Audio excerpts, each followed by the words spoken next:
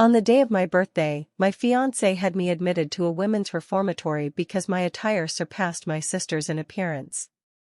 Upon returning home, the Fu family had arranged a wedding venue, where he stood alongside my sister. Overwhelmed by fear from prior beatings, I knelt to serve them tea and water, saying, "Happy wedding, sister, brother-in-law." However, Zane's gaze darkened as he seized me and questioned, "What jest is this?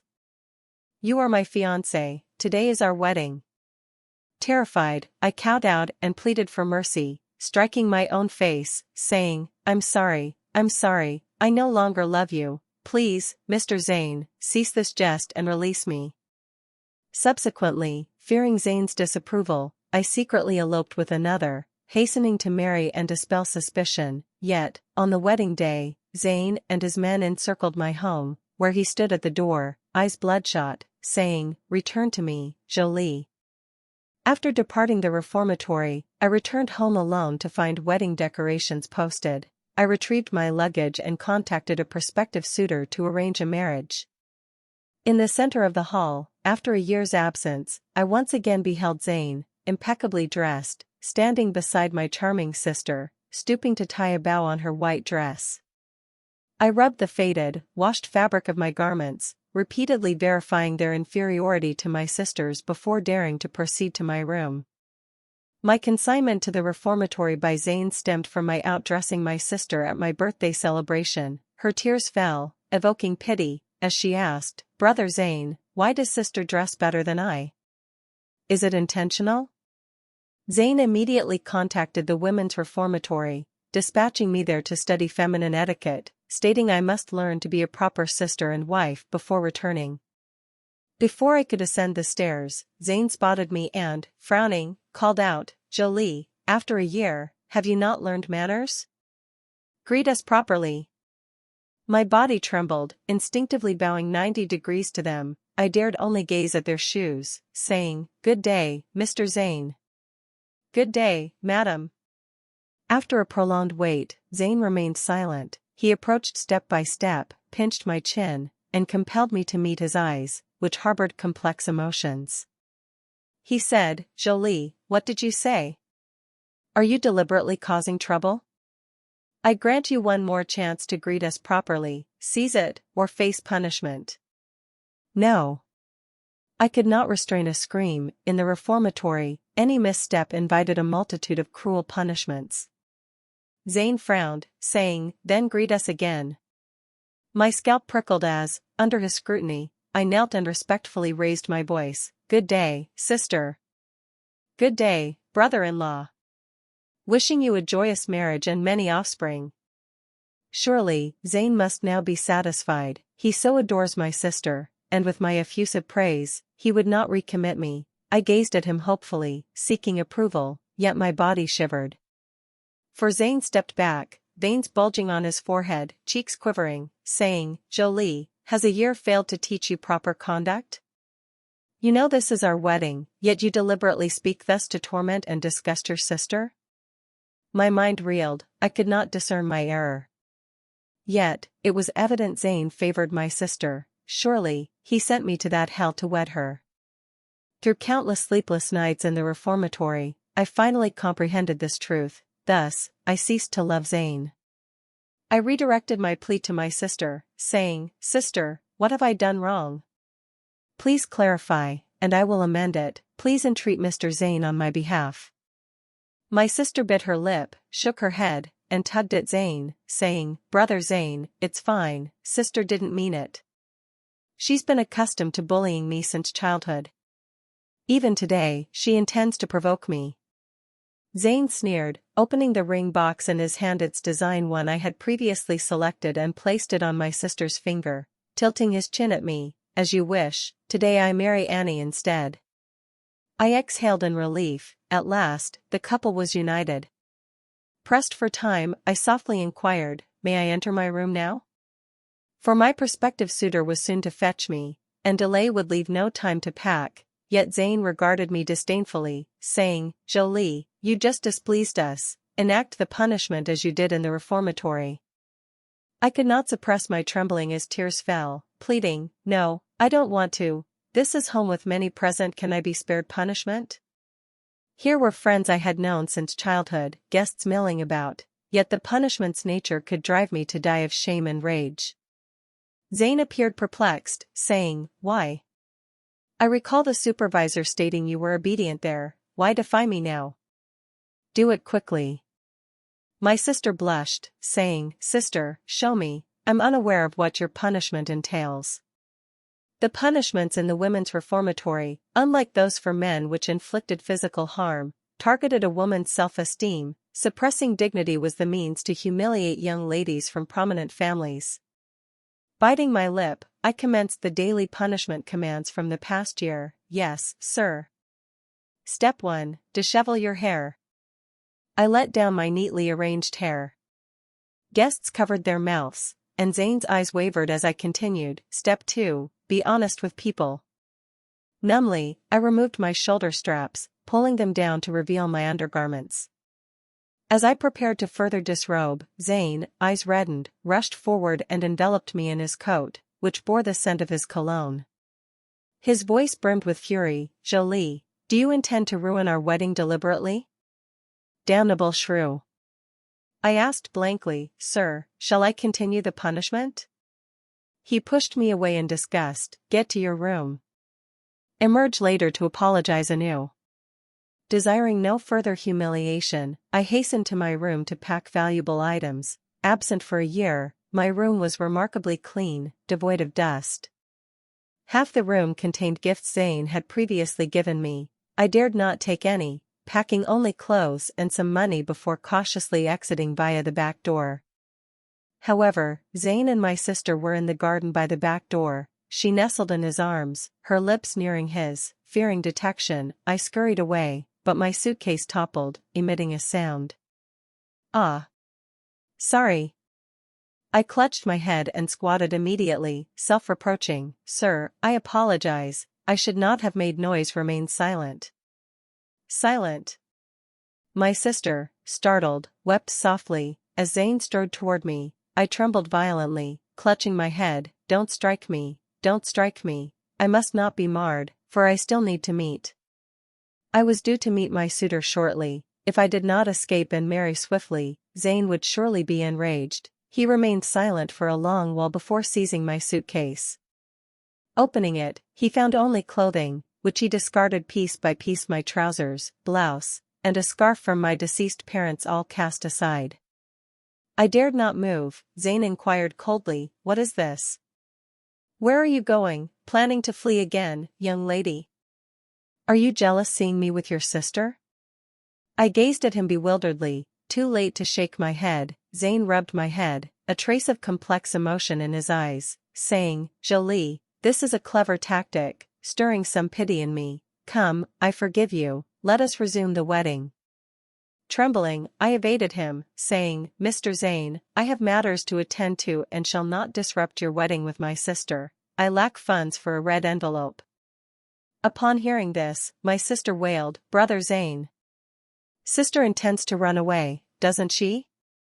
Zane's face darkened, and he kicked my suitcase in humiliation, scattering its contents chaotically on the ground. He inspected it closely, laughed, and said with satisfaction, "No, Annie, your sister took only rags, none of my gifts. Have you forgotten? Each time she fled, she took my presents, unable to sleep otherwise." Indeed, even on the day I was sent to the reformatory, Zane permitted me only a few items. Weeping, I took the jewelry and fiancé's bracelet he had given me, as he said it was to discipline a young lady like me. I brought no clothes. Upon arrival, I was cast into a solitary cell, standing from day to night, required to shed an article of clothing per fall. Initially, I shouted, "I am Zane's fiancé. Who dares treat me thus?" Then, the overseer laughed, "Miss Jolie, it is Mr. Zane's directive that you learn manners." Disbelieving, I demanded daily to write to Zane. I wrote that it was cold, requesting pajamas, informing him I was shackled today, unable to use the restroom, my stomach aching, begging to be taken home, my knees, long stood upon, pained whether sitting or sleeping. Yet Zane never replied, once transferred to a shared room, some, upon learning my identity, habitually stole my food and clothing. In deep winter, I was unbearably cold, my severe cold rendering my eyes unopenable, pleading, "Please, I am Zane's fiancé, you cannot treat me so." Someone remarked, "Zane?" A relative mentioned he was selecting a wedding dress with a girl. "Are you an imposter?" Clinging to a breath, I beseeched the staff to let me call Zane. When the call connected, my sister's voice answered, "Hello? Who is it?" Irritated, I demanded Zane take the phone. But my sister chuckled, calling out, "Brother Zane, come over from the bed, remember to dress, it's news from sister." "Hang up," Zane's cold voice pierced my heart. I hung up, hope utterly extinguished. Thereafter, I complied obediently, and the beatings diminished. The staff tested me one final time. "Jolie, will you still bully the sister Zane cherishes?" "No." "What will you do upon seeing Mr. Zane?" "Avoid him respectfully." "Your feelings toward Zane?" "Respect." They nodded approvingly, praising me as a refined young lady. Numbly, I stood through the final day. Upon departure, a supervisor handed me a letter, saying, "Jolie, you seem decent. I have a single friend, merely a scholar, but with good prospects and some background, you could." Before he finished, another interrupted, "Are you mad? She's Mr. Zane's, don't meddle." Yet I accepted the letter. Indeed, I should marry another to escape Zane's blows. I ought not covet him. Emerging from there, I instantly extinguished my love for Zane. Standing in the back garden, I was speechless for a long while, hoping Zane would depart swiftly. Instead, he seized me, heading back to the hall, saying, "Come, we'll marry," treading on my sole suitcase, rendering its clothes muddy and unwearable. I could not withhold tears, struggling against his arm. "Mr. Zane, please cease jesting, release me, and I'll obey henceforth without punishment." My face stung. I fell silent as Zane slapped me not harshly, yet humiliatingly. He paused, pursed his lips, and apologized. "Who told you to keep talking?" "Sorry." Clutching my face, the needle-like pain spread to my chest, eliciting physiological tears. As Zane raised his hand to wipe them, I assumed another strike, and my year-long taut nerve snapped. "I can't endure this. Why, even at home? I worked diligently daily, 8-course buns, why won't you relent? I only wish to eat my fill, warm in bed, unstruck. I desire a happy family, a husband, a peaceful life. You bade me avoid you and my sister, I complied. What more do you want? My death?" My final words landed. Zane froze, eyes bewildered. "What are you saying?" My sister preempted Zane, shouting, "Sister! Full of lies. Threatening brother Zane again? At your age, still feigning despair as if greatly wronged. I manage the household daily, far more fatigued, yet I don't complain." I wiped tears uncontrollably. Zane, opposite, remained silent, his gaze oscillating between me and my sister. He still believed her.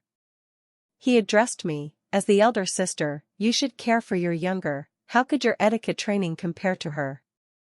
In your absence, she's been the household's mistress, exhausted daily, rising at 10 and resting only at 7, you're too selfish, thinking only of yourself."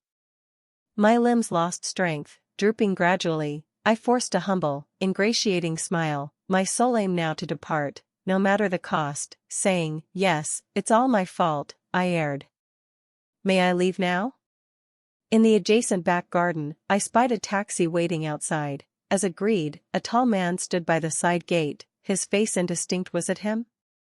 The introducer described him as gentle-tempered, a scholar who had passed the college entrance exam. Anticipation stirred within me at last, a small family of my own.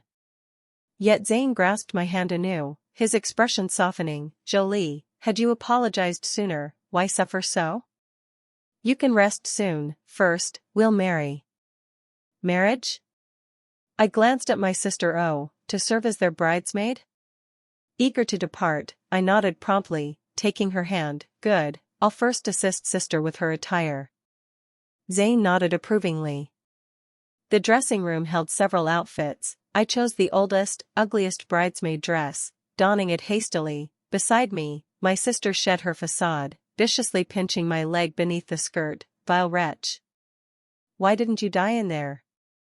Still aiming to tear us apart? I endured, daring not speak, uncomprehending. I dutifully fetched the most beautiful, costly wedding gown, presenting it to her with both hands, pleading, "Madam, please wear it, you are the loveliest." She raised an eyebrow. Mad? Do you know whose wedding this is tonight? I replied respectfully, yours and Mr. Zane's. I am your bridesmaid.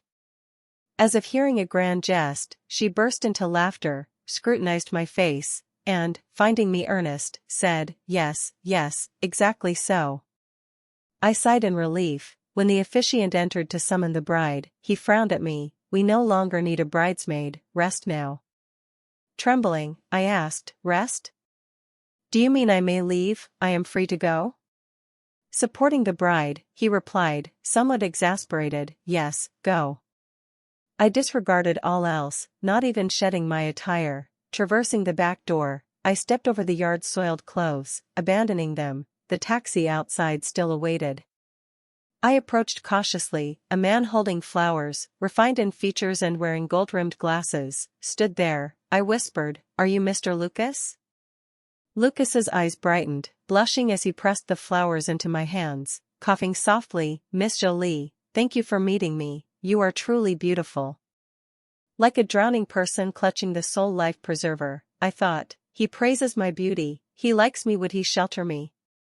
I smiled ingratiatingly. If you like me, might you marry me? I can do many things, be your wife, your maid, however you wish.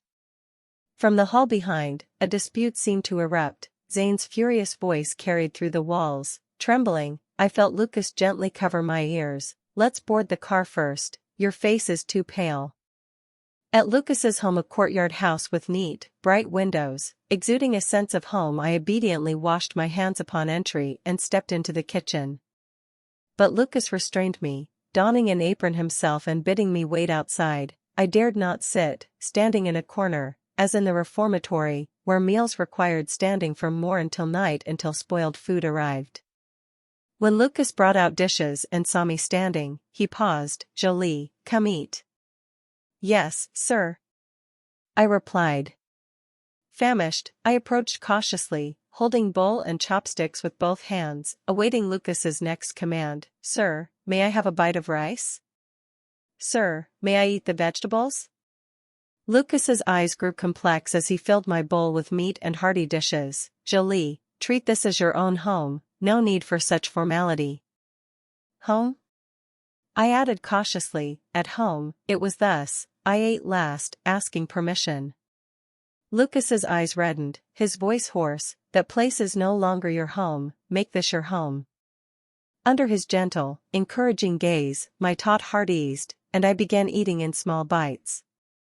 So hungry, since returning, I'd had neither water nor food. I ate increasingly larger bites, tears and sobs mingling with the rice. Thank you, how can I repay you?" "I'll do anything." Lucas merely gazed at me gently. "Eat well, be happy and healthy, that's the best repayment." Sated, warmth gradually suffused my body. Fresh from a bath, Lucas, scented with jujube, began laying bedding. Understandingly, I approached slowly, my long sojourn in the reformatory having stripped me of a refined lady's sense of shame. I said, "Mr. Lucas, must I repay you tonight?" As I spoke, I loosened my skirt straps. Such a full meal surely demanded a price? Lucas exclaimed, wrapping me entirely in the quilt, his voice trembling. "Jolie, never do this again, don't disrobe or show others your body is yours alone, no one may demand it as repayment." My self-esteem gradually rebuilt, I sniffled and nodded, "Yes, sir." Lucas added, "Don't call me that." "Then, husband?" He blushed, "Wait until we obtain the certificate." Marriage would sever me from Zane entirely. Elated, I asked, "Good. Shall we go tomorrow?" Lucas agreed. Patting the soft bedding, he urged me to sleep. he took a quilt to the living room sofa, reading books and newspapers by tungsten light. The Liu family consisted solely of him. His parents, both intellectuals, had passed early, leaving a distant uncle. Lucas raised himself, returned from the college exam, and was seemingly a journalist. He was truly kind. Our first meeting brought me food and rest. Inhaling the quilt's warm scent, I first slept with security, awakening late and leaping up hurriedly. Lucas brought a wash basin. Wash your face, I'll take you to buy new clothes, then we'll get our certificate at the Civil Affairs Bureau. En route, I learned that in the reformatory, it was Lucas's friend who introduced us. He hadn't told Lucas I was the Shin family's eldest daughter, only that I was an innocent wronged by Zane's ire. With my sister, she was the sole Shin lady. Lucas, fresh from his paycheck, spent it unsparingly on a fitted floral nylon dress and hair ties for me. Before the mirror, he praised my beauty. Blushing, I used my last coins to buy him a suit. As we walked to the Civil Affairs Bureau, burly men in convoys passed. Attentive Lucas asked a bystander, who replied, "Don't you know? Mr. Zane's wife has fled the wedding. All trains and city exits are sealed to find her. That lady is truly ungrateful, with such a fine husband, clad in finery and well-nurtured, yet she flees a veritable ingrate." I found it odd my sister adored Zane. Why would she flee? My departure wouldn't concern him. I tugged Lucas, "Let's hurry, lest it closes." Less than 50 meters from the bureau, a sedan brushed past Zane's car. In this city, only the Fu family, traders who once ventured overseas, could afford such a vehicle. The black sedan screeched to a halt. "Stop," Zane's voice, like a death knell, approached low. "That woman, turn your head." Instinctively, I burrowed into Lucas's arms, trembling. "I'm afraid." Lucas frowned, showing Zane some document I couldn't discern. "Mr. Zane, my fiancé, and I are to wed. She's recently caught a chill and cannot meet others," Lucas said. Zane chuckled lightly. "Oh, a publicist, my apologies. Yet I insist on seeing her. She resembles whom I seek." He pressed closer as the car's intercom buzzed. A servant urged, "Mr. Zane. Miss Annie is in trouble, return home?" I exhaled. Whenever my sister faced trouble, she superseded me. Indeed, Zane paused, then returned to the car. After the car departed, Lucas tenderly wiped my brow sweat. "What's wrong? Unwell?" "That Zane will meet his end someday, tormenting you so. I heard merely touching Miss Annie's belongings led him to banish you. A brute." At home, eating one bite less than my sister, Zane scolded me for slimming to spite her, aiding a fallen person before her. He called me pretentious. Even crafting him a gift, he mocked my effort as overthought, inferior to her casual note. Yet it mattered not. Soon, I too would be cherished. With my own family, Zane no longer held power to torment me. Certificate in hand, a burden lifted from my heart, we walked, discussing the wedding date and guests, Lucas saying, "I'll invite my press colleagues, for such a momentous occasion, my uncle too." Lucas spoke joyfully as we walked. "And you, Jolie?" I shook my head. "None." That year in the reformatory, friends departed or drifted, most deterred by Zane's threats. None dared associate with me. Grasping Lucas's hand, I said earnestly, "I have only you, husband." That relentless torment stripped my security. Encountering kindness, I clung unyieldingly. Lucas shook his head. My heart aching, could he not assure his constant presence? He smiled gently. "Jolie, you're healthy, clever, and kind. You'll make many friends, and I'll stand by you. I can have my own work, my own friends?" The mere thought moistened my eyes with emotion. Returning home, we penned invitations few, just a dozen or so. A modest meal would establish our small family. The wedding day coincided with my birthday. The prior one a lifelong nightmare, this one my rebirth, a new beginning. Lucas had procured an array of foreign trinkets. He gently traced my brows, applied modern lipstick. "You're beautiful." Blushing, I embraced his neck, about to draw near. Yet a clamor arose outside. Lucas laughed, "Just missing that lad late." Arm in arm, we stepped into the courtyard, only to encounter Zane. Alone, breathless, he held one of our sent invitations, stained with blood. He gazed at me, hand trembling as he lit a cigar. So it's truly you. Come here, Jolie, don't anger me, or none here will leave. Almost reflexively, I trembled anew, haunted by over a year of reformatory torment dreams of submersion, forced to confess I harbored no excess affection for Zane. Grasping Lucas, I summoned courage. Mr. Zane, your wife isn't with me, my sister hasn't contacted me. Zane roared, interrupting, Jolie. What act is this? You're my fiancé, vying with your sister again? She's but a child, you're my woman, leave his embrace at once. Unwilling to return to that hell, I clung to Lucas. Zane, patience exhausted, extinguished his cigar and strode to seize me.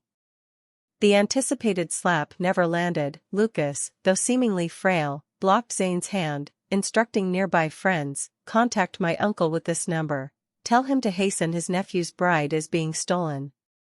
Amid the standoff, Zane laughed. Lucas, is it? She in your arms was betrothed to me since childhood, even police would side with me.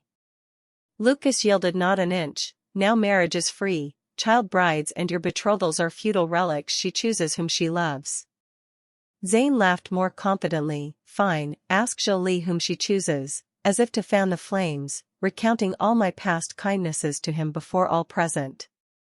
This vicious young lady in your arms, only I'd wed her, betrothed to me since her teens, a pampered miss, her first needlework was for me, she wrote me countless love letters, daily at my chamber's door to deliver breakfast.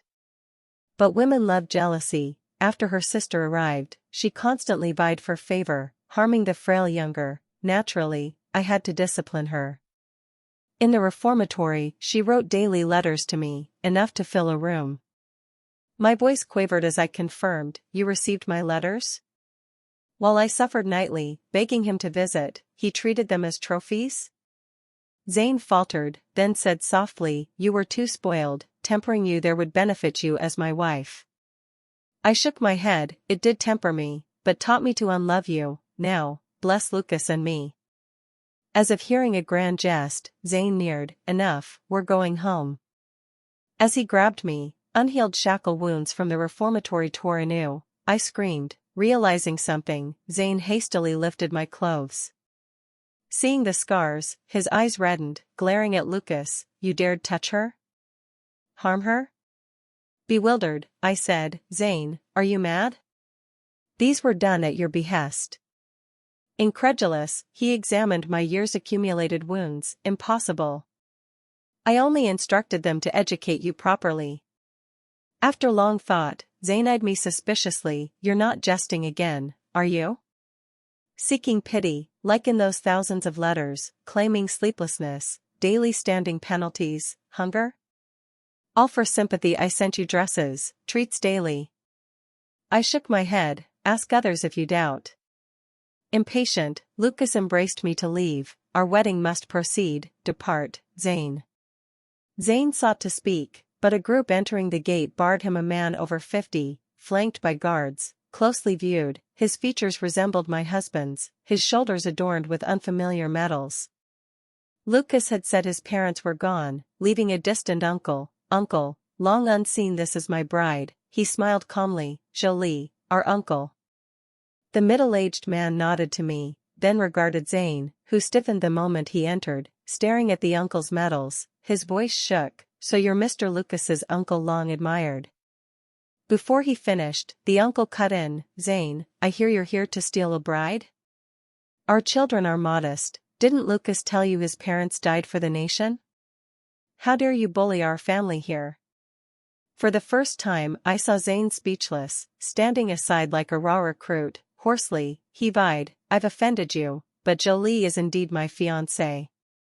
Lucas smiled, presenting our marriage certificate, we're certified. The uncle, authoritative yet smiling, pressed a medal into my palm. Child, this was entrusted to me by Lucas's parents before their passing, for his future love. With it, if anyone can find you again, seek me, I'm here. My chest warmed as I gripped Lucas's hand. Zane was forcibly detained to witness the wedding. We drank the cross-cup wine, distributed sweets, he glowered, before entering the bridal chamber. An overseas friend teased, bride and groom. Why no kiss? Lucas leaned in, asking, wife, may I?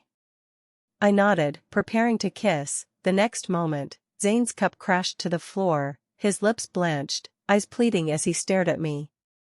Noticing, Lucas led me to the bridal chamber. My wife is shy, we'll go in first. It said that after the wedding, Zane returned distracted, quarreling with my sister, upheaving the Shen and Fu households. These no longer concerned us. Lucas and I lived contentedly. I resumed studies from my Shen family days, preparing with Lucas to move to Beijing. Thereafter, Zane's news ceased for a long while.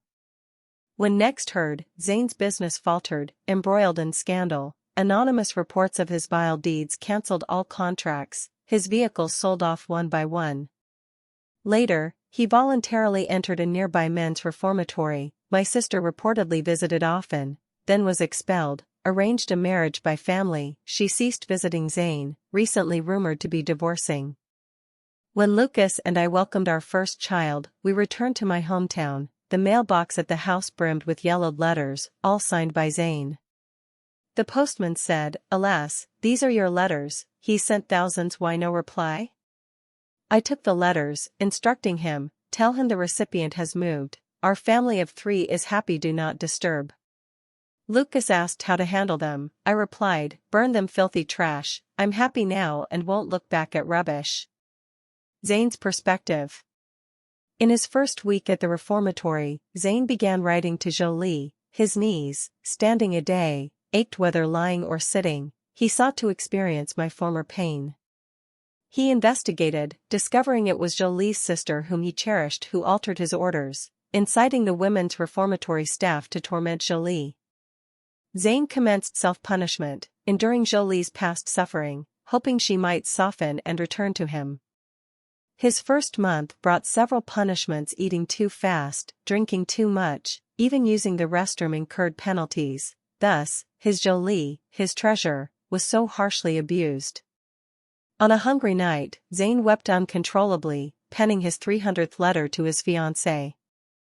Jolie, may this letter bring a smile. Nights here are cold, days scarcely warmer. Indeed, lacking visitors invites scorn and bullying. Your words were true, yet I deemed them lies. Upon my release, might you reconsider me? I've reformed, you loved me for years, how could that change abruptly? You await my apology, yes?